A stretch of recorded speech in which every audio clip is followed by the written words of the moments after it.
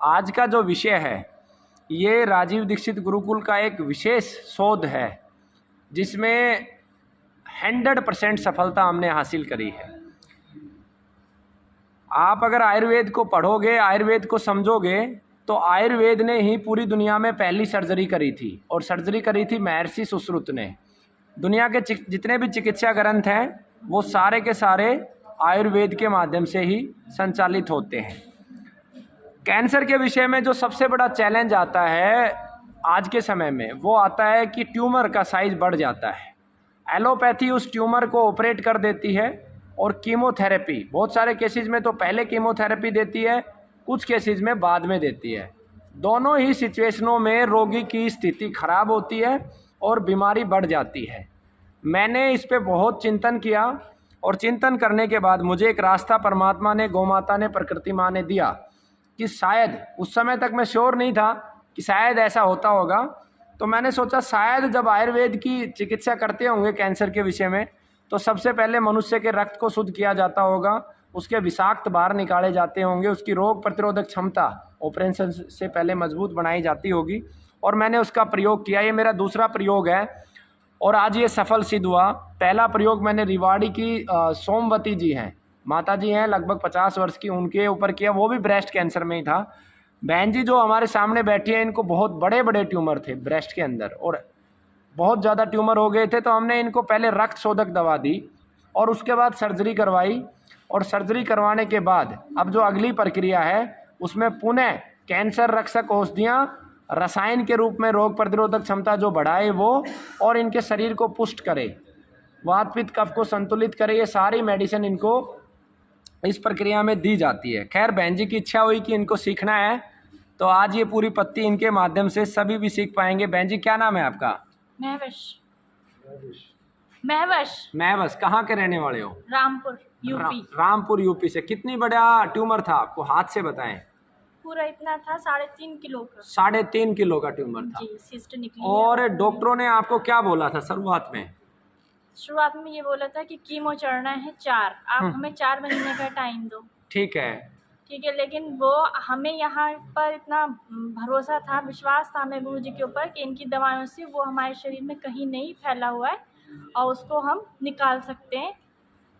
तो जैसा हमसे गुरु जी ने बोला था कि इसको निकलवा दो, डॉक्टर से कहना है कि वो मतलब कुछ वो ना हो, तो उन्होंने फिर भी वो मानने को तैयार नहीं थे। वो ये कह रहे थे हमें जो है कुछ टाइम दो, हम इस सिस्ट को छोटा करेंगे और कीमो चढ़ाएंगे। 4 महीने का टाइम मांगा था, लेकिन हमने घर वालों ने सबने बहुत रिक्वेस्ट की। उन्होंने कहा कि नहीं, अब आप इसको हम हमारे उस पर आप अपने टेस्ट वगैरह कीजिए।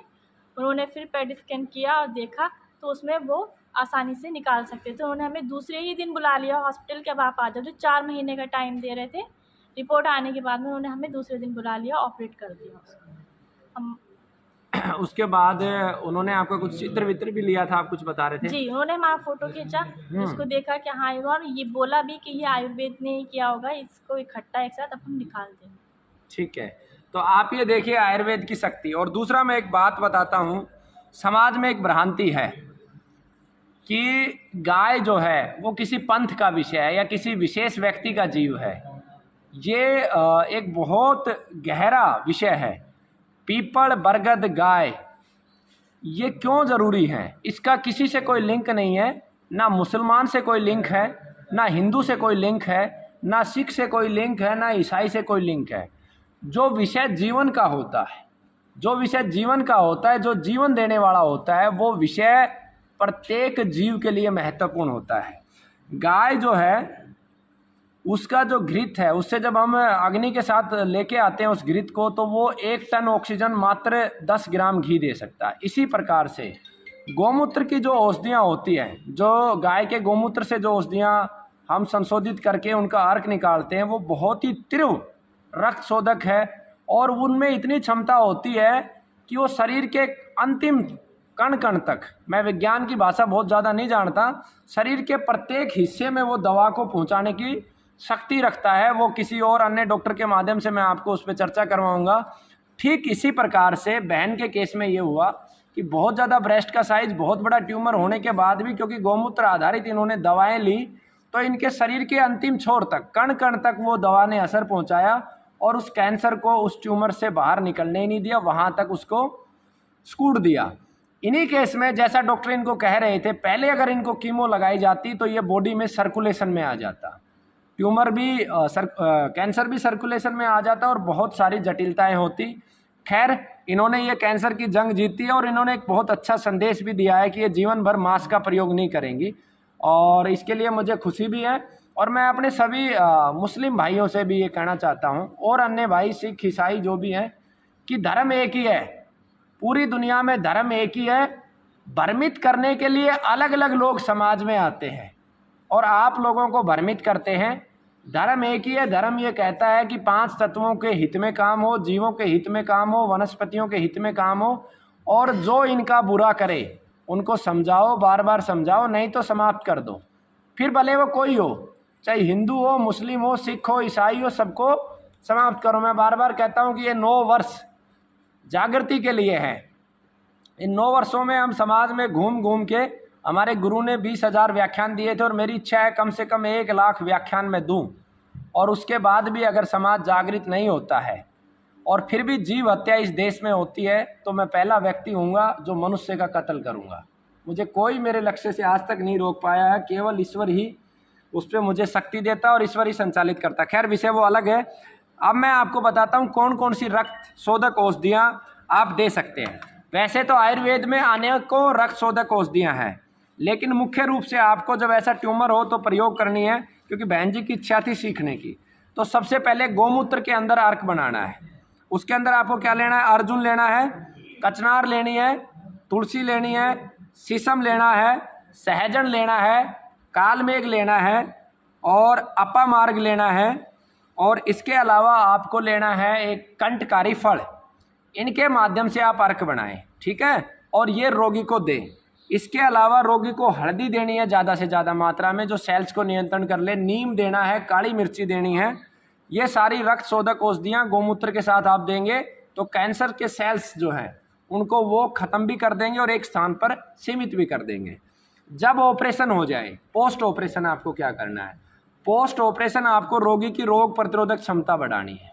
रोग प्रतिरोधक क्षमता बढ़ाने के लिए अंजीर बहुत अच्छा काम करती है, बादाम, अखरोट, मुनक्का, गिलोय, तुलसी भी रोग प्रतिरोधक क्षमता को बढ़ाती है, ठीक है।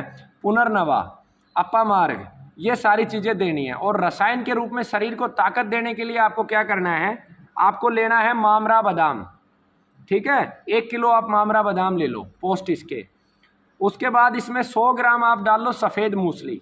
मिलावटी नहीं होनी चाहिए। आजकल सतावर के ऊपर शक्कर चढ़ा के बेच देते हैं, क्योंकि काले सिर वाले के कोई सिर पैर नहीं रहा। उसके बाद आपको लेनी है केसर। केसर आप अपने बजट के अनुसार ले लो। आप 2 ग्राम से लेके 10-15 ग्राम तक ले सकते हो, बच्चादानी कैंसर हो या उसमें ज़्यादा मात्रा में लेना हो। फिर लेनी है आपको कीड़ा जड़ी। कीड़ा जड़ी आपको लेनी है लगभग 50 ग्राम तक आप ले सकते हो, ठीक है। इन सब का पाउडर बना के आप गाय के दूध में सुबह शाम आप दे सकते हैं, शरीर के सामर्थ्य के अनुसार। इसके अलावा आंवला ज़्यादा से ज़्यादा प्रयोग करवाना है रोग प्रतिरोधक क्षमता के लिए। आपको बेलगिरी देनी है, बेल पत्र का प्रयोग करना है। तो इस प्रकार से आप गुरुकुल ना भी आ पाएँ तो भी इस प्रकार से जिनके ट्यूमर के आकार बढ़े हुए हैं, एलोपैथी के डॉक्टरों से मदद लेके आप उससे रिमूव करवा के अपने जीवन को अच्छा खासा चला सकते हैं। और ये बहुत सफल रहा, मुझे खुशी है। ये दूसरा केस है और आगे मैं इसमें पैरेलल और बहुत सारे रिसर्च करूँगा। तो बहन जी, आप संतुष्ट हैं? जी, बहुत ज़्यादा। जीवों को बचाएंगे, जी। धोखा तो नहीं देंगे। मैंने बहुत बार धोखा खाया। मैंने एक घटना अभी आपको बताई, मुझे ऐसे घर का पानी पिला दिया हमारे मुस्लिम भाइयों ने जहाँ पे मांसाहार होता था। आप कर सकते हो, मैं किसी को रोक नहीं सकता, मैं समझा सकता हूँ। तो मुझे आपसे बहुत उम्मीद है, क्योंकि मुझे याद है जब आप पहली बार आए थे उस जगह पे हम मिले थे, है ना? जी जी। तो बहन, हम सब एक ही है। अल्टीमेटली हम 5 तत्वों से बना है। कोई भी मौलाना, कोई भी धर्मगुरु अगर ये सिद्ध कर दे कि मुसलमान का क्रिएशन या हिंदू का क्रिएशन, सिख का क्रिएशन अलग अलग है, तो भले ही मेरी गर्दन उतार लो। सिर्फ मूर्ख बनाने का काम होता है। उन्हीं 5 तत्वों से आप बने हो, जिसमें 70% आप में भी जल है और मेरे में भी है। और जल को बनाने वाले जो भी है, जिसे कोई सिद्ध नहीं कर सकता। तो इन सब चीज़ों को बचाएंगे। क्या अनुभव रहा इस चिकित्सा में आपका? मतलब इस 6 महीने की जर्नी में, 8 महीने की जर्नी में कैसा लगा आपको? क्या क्या आप चाहते हैं इस देश में गौ हत्या हो? नहीं, पक्का अब नहीं। नहीं चाहते? नहीं, मेरा साथ दोगे गौ हत्या जी। रोकने में? बिल्कुल। चलो मैं आपको जो है हम हमारी बहुत जल्दी टीम बनाएंगे और उस टीम में हम आपको रखेंगे, और मैं चाहता हूँ कुछ मुस्लिम भाई मुस्लिम बहनें भी जी, उसमें मैं भी रहें। इसीलिए आगे आई हूँ कि नहीं, लोगों को अवेयर होना चाहिए, और जानकारी होना बिल्कुल, चाहिए। क्योंकि गाय बचेगी तो जीवन बचेगा, इससे किसी का कोई लेना देना नहीं है।